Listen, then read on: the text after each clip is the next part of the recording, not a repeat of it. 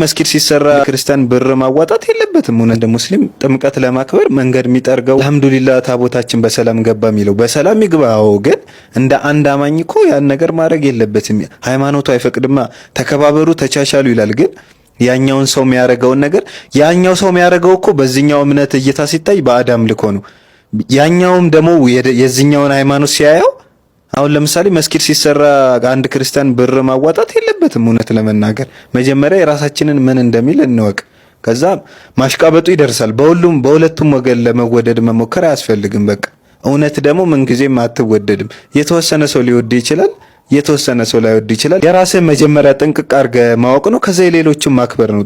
ሙስሊም ሆነ ጥምቀት አልহামዱሊላህ ታቦታችን ገባ ልትል አይገባም። ክርስቲያን ሆነ ደግሞ ለመስጊድ ማሰረ ብር ልታወጣ አይገባም። እውነት እንነጋገር ከተባለና መጀመሪያ የራሳችንን እንወቅ። የሚያክሰው ሶሻል ሚዲያ ላይ ወጥቶ እኮ አይንኮሻኮሽም።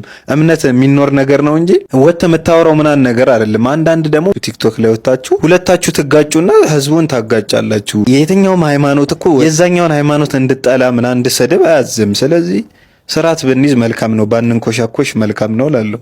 የቀረው ለሚጨመሩ ዘይት ማሽቃበጥና መከባበርን መለየት አለብን። ወንዝ ዳር መቀደስ ሰይጣን ለመቀስቀስ ይላል ያገሬ ሰው። የሰውን አብጠልጥሎ የራስን አንጠልጥሎ የሚባል ነገር አለ። ተመልሻለሁ። እንግዲህ ዛሬ እንግዲህ ተገናኝተናል ማለት ነው። እንግዲህ ቪዲዮውን ሰምታችሁታል። ብዙ የመስማማባቸው ሐሳቦች አሉት። ካወራቸው ነገሮች ውስጥ መስማማባቸው ብዙ ነገሮች አሉት። ነገር ግን በጣም ከማልስማማባቸው ነገሮች አንደኛው ወንዝ ዳር መቀደስ ሰይጣን ለመቀስቀስ ይላል ያገሬ ሰው ብሎ የተናገረው ነገር እሱ ላይ መጨረሻ አልስማማም። ምክንያቱም የሚቀደሰው አምላክን ለማመስገን ክርስቶስን ለማመስገን እንጂ ሰይጣንን ለመቀስቀስ ተቀድሶ ስለማያውቅ በዚህ ጉዳይ ላይ የተናገርከው ነገር ኮንፈረንስ አልሰጠኝም።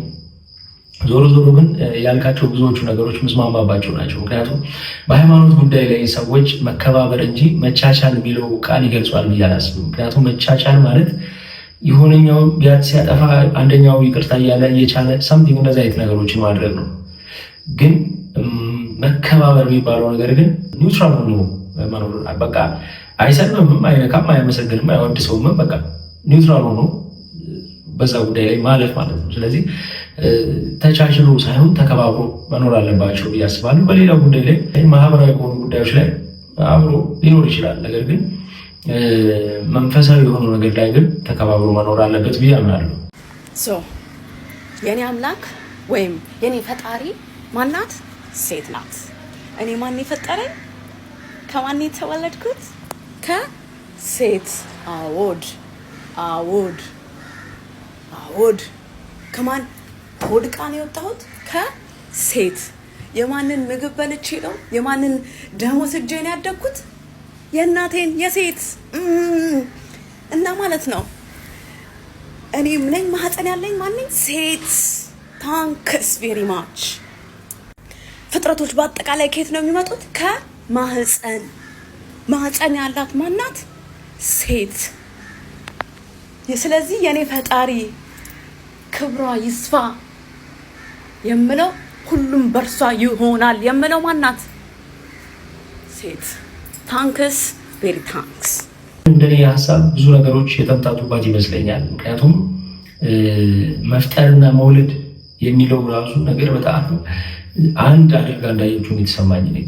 ምክንያቱም መፍጠር የሚባለው ነገር መውለድ ከሚባለው ነገር ጋር አገናኝታ ከሴት ማህፀን ነው የወጣሁት፣ ስለዚህ የፈጠረችኝ ሴት ነች የሚል አመለካከት በጣም የተዛባ ነውና በዚህ ጉዳይ ላይ ብሩክ የሰራው ቪዲዮ አለ። ብዙ ትንታኔ ያለው ካስቀመጠቻቸው ሐሳቦች እና ካስቀመጠችው ሊንክ ከጀርባዋ ምን አይነት ነገሮችና ምን አይነት አመለካከት እንዳላት የሰራው ቪዲዮ አለና እሱን ቪዲዮ ብናየው መልካም ይሆናል ያስባሉ። እስኪ ወደ ቪዲዮ። እሺ ያው በጧት ነው መርዶ የሚነገረው። እሺ እንግዲህ እቺን ታቋታላችሁ። ያው እማማ ፊሽካ ወይም ሌላ ትባላለች። አይ ቲንክ አመለካከቷን የተናገረችው እኔ እያለች ነው። እሷ የምታምነው እምነት እንግዲህ የተለያየ እምነት ሊሆን ይችላል። ስለዚህ በድንጋይ ማመን ትችላለች፣ በፀጉሯ ማመን ትችላለች። እሱ የሷ መብቷ ነው እና ሊሰመርበት የሚገባው እኔ እያለች ነው የምታወራው። ስለዚህ ስለ እሷን የተናገረችውና እኛን የሚያጠቃልል ነገር አይደለም። ግን አንድ ነገር አለ። እቺ ኳሪያ የምትመለከተው ሴት እንግዲህ ፈጣሪዋ ሴት እንደሆነች ተናግራለች። ኦፍኮርስ የወለደቻት ሴት ነች፣ እኔንም የወለደችኝ ሴት ነች። ግን የፈጠረችኝ ሴት አይደለችም። ፈጣሪ አንድና አንድ ነው፣ እሱ መድኃኒዓለም ነው። እንደኔ እምነት ከሆነ እኔን የፈጠረኝ ጌታዬ መድኃኒቴ ኢየሱስ ክርስቶስ ነው። ሌላውም በየሃይማኖት እንግዲህ ፈጣሪውን እንግዲህ በራሱ መልኩ ይገልጸዋል፣ ይናገረዋል። ዋናው ነገር ግን እቺ ኳሪያ የምትመለከቷት ሴት እህታችን ምንድነው ስራዋ? እና እቺን ሴት ከዚህ በፊት በተለያዩ ሙቭመንቷ እናውቃታለን አይደለም? ማማ ፊሽካ ምናምን። ነገር ግን በአሁኑ ሰዓት እንዴት ከመሬት ተነስታ እንደዚህ ልትናገር ቻለች የሚለውን ሀሳብ ለመመልከት ፈለኩኝ ትንሽ እናገላብጥ ብዬ። እና ምናልባትም ከዚህ በፊት በሰራችው ቪዲዮ ላይ ተንተረሰው ሰዎች ሰድቧት ሊሆን ይችላሉ ወይም አግሬሲቭ ሆና ሊሆን ይችላል ብዬ አሰብኩ። ከዚህ በፊት የሰራችው ቪዲዮ እና አሁን የሰራችው ቪዲዮ በመሃል ያላቸው ጋፕ እጅግ በጣም ብዙ ልዩነት አለው። ማለትም በዚህ ኢንቴንሽን ተነስታ አይደለም ይሄንን ቪዲዮ የሰራችው ማለት ነው። ታዲያ እቺ እህታችን ቲክቶክ አካውንት አላት። ኦፍ ኮርስ እኛም አለን። ነገር ግን የሷን ቲክቶክ አካውንት ትንሽ ለየት የሚያደርገው አንድ ነገር አለ። ይህ ነገር ያ ፕሮሞሽን እንዳይሆን እፈራለሁ፣ ግን ሌት ቢ ይሁን። እስቲ መልሶ ያለው ከላይ በምትመለከቱት ሊንክ ላይ ነው። ይሄን ሊንክ ክሊክ አድርጋችሁ ስትገቡ ቆይ እናንተ አትግቡ፣ እኔ ላሳያችሁ። ቆይ እኔ ላሳያችሁ። ታዲያ ከሷ አካውንት ጋር የተገናኘው ይሄን ፔጅ እዚህ ጋር ይወስደናል ማለት ነው። ይሄን ፔጅ እንደምትመለከቱት የሷ ፔጅ ነው፣ ያው በስሟ ነው የተመሰረተውና የተጻፈው። እንግዲህ የተለያዩ ኦፕሽኖች አሉት። ከዚህ ዝርዝር ውስጥ አንዱን ክሊክ ስታደርጉ እንግዲህ ስለሷ የሚገልጸውን እንግዲህ በዚህ መልኩ ታገኛላችሁ። ዲቴል ስለሷ ማንነት፣ ምን አይነት ስራ እንደሰራች፣ መቼ እንደነቃችና ንቃቷ በ2016 እንደሆነ ዲስክራይብ ታደርጋለች። ሞር ዲቴል አለ። ከማን ጋር እንደምትሰራ፣ ከማን ጋር ከዚህ በፊት አብራ እንደሰራች፣ የትኞቹ ድርጅቶች እንደሆኑ ሁሉ ዲስክራይብ ያደረገችበት ፖርሽንም አለ። እና የዚህ ፔጅ ላይ ዋና ሐሳቡን የምታገኙት እንግዲህ ወርክሾፕ ስፔስ በሚለው ላይ ክሊክ ስታደርጉት ነው። እዛ ስገቡ ጉዱን ትመለከታላችሁ። ማለትም እኔ ጉድ ያልኩትን ነገር ታዩታላችሁ ማለት ነው። እሷም እንደተናገረችው ከሆነ እንኳን ደህና መጣችሁ ብላለች። በዚህ ወርክሾፕ ስፔስ ላይ ምን አይነት ነገሮችን እንደምታገኙ እንግዲህ በደንብ ታስረዳችኋለች እዛ ላይ በጽሁፍ ማለት ነው። ከዛ ውስጥ ግን ትኩረት ሰጣችሁ እንድትመለከቱት ፈልገው ይሄንን ቃል ነው፣ ቴሮት የሚለውን ቃል ነው እንድትመለከቱት የምፈልገው። ይሄንን ቃል ማለት ነው ፕሮናውንስ ያደረኩበት መንገድ ልክ ላይሆን ይችላል፣ ግን ይሄንን ቃል ተመልከቱት። ቆይ ከዛም ጎግል ላይ እንገባና ይሄንን ቃል ሰርች እናደርጋለን። ኦፍ ኮርስ ከዚህ በፊት ሲባል ሰምቻለሁ፣ ግን ዲፕሊ ጎግል አድርጌው አላቅም። ነገር ግን እናደርጋለን ዛሬ ታሮት ሪዲንግ ምን ማለት ነው የሚለውን ነገር ጎግል እናደርጋለን። ጎግል ስናደርግም ይሄንን መልስ እናገኛለን። የዚህን ቃል ዋና ትርጉሙም በኋላ መጨረሻ ላይ ያሳያችኋለሁ። ይህም እንግዲህ ትርጉሙ እንደምትመለከቱት የትንበያ አይነት ሲሆን በ78 አይነት ካርዶች የሚታገዝ ነው። ሲተነበይም የትናንትናውን የዛሬውን እና የነገውን አንድ ላይ ነው የሚተነበየው ማለት ነው። ይህም ማለት የድሮውን የአሁኑንና የወደፊቱን የተነበየላችኋል ማለት ነው። ይህ ካርዶቹም እነዚህ ናቸው እንደምትመለከቱት ነው እንግዲህ አይደል። ብዙ ጊዜ በፊልም ላይ ምናምን እንመለከታቸዋለን እነዚህን ካርዶች አይደል። ያው ልጨምርላችሁ በዚህ መልኩ ማለት ነው። እንደምትመለከቱት ከካርዶቹ ውጭም የተለያዩ ነገሮች ያስፈልጋሉ፣ የሚሟሉ ነገሮችም አሉ ማለት ነው። ያው በደንብ እንድትረዱት ነው እንደዚህ ማለት ነው። እንደዚህ የተለያዩ ነገሮች መሟላት አለባቸው፣ ካልተሟሉ ነገሮቹ አይሰሩም ማለት ነው። እንደዚህም አለ በነገራችን ላይ ይሄንን አበባ የሆነ ቦታ አይቼዋለሁ ልበል ብቻ እንደዚህም አለ ለማለት ነው። ይሄም ሌላ አይነት መንገድ ነው። እና እህታችን መች እንደዚህ አይነት ስራ ሰራለሁ ብላለች ለምትሉ ሰዎች ቆይ ላሳያችሁ።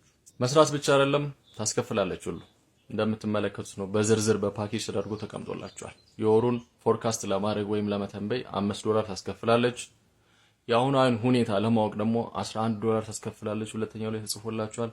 በልባችሁ ውስጥ ባሉት አራቱ ስፔሶች ላይ ያለ ብሎኬጅ ወይም ያለ መስራት ካለ ለሱም ታስከፍላለች። ብቻ አይደለም በአራተኛነት ላይ የተጻፈው ደግሞ በበርዝዴ ቀናችሁ ቀን በእናንተ ህይወት ውስጥ ባለፉት ቀናት ውስጥ የተከሰቱት ነገሮችና ወደፊት ምን እንደሚከሰቱ ትተነብይላችኋለች እህታችን ማለት ነው። ለዚህም $22 ታስከፍላለች። ላቭ ሪዲንግ ወይም የፍቅር ማንበብም ታደርጋለች። ለዚህም $16 ታስከፍላለች።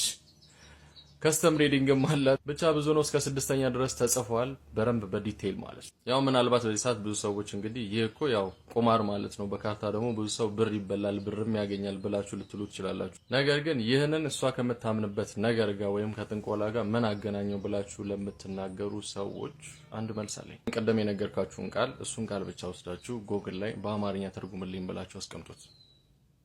ይሄን መልስ አገኛላችሁ። እኔ አይደለም ያልኩት ጎግል ነው ያለው። ቃሉን ወስጄ በአማርኛ እንዲተረጎምልኝ ሳስቀምጥለት ጥንቆላ የሚለው መልስ ሰጥቶኛል። እናም ሁሉም ከሷ ጋር የነበሩ ጓደኞቿ የእንደዚህ አይነት አመለካከት ተከታዮች ናቸው እያልኩኝ አይደለም። እኔ አወራሁት ስለሷና ስለሷ ብቻ። ማን ነው የምትከተሉት? አሁንም አዲስ ነገር ካለ ወደ እናንተ ይዤ የምቀርብ ይሆናል። መልካም ቀን። እንግዲህ እንደሰማችሁት ነው። የራሳችሁን ሀሳብ ማስቀመጥ ትችላላችሁ በኮሜንት ላይ። ስለዚህ ይህንን ይመስላል የዛሬ ቪዲዮ። እንግዲህ ሰብስክራይብ ማድረጋችሁን እንዳትረሱ። እንግዲህ በሳምንቱ ተመልሰን እንገናኛለን። እስከዛው ድረስ ግን ሰብስክራይብ ያደረጋችሁ ይህንን ቪዲዮ ደግሞ ለሰዎች እንዲዳረስ ሼር በማድረግ እንግዲህ ይህንን ፔጅ እንድታሳድጉት ስል እጠይቃለሁ። መልካም ሳምንት።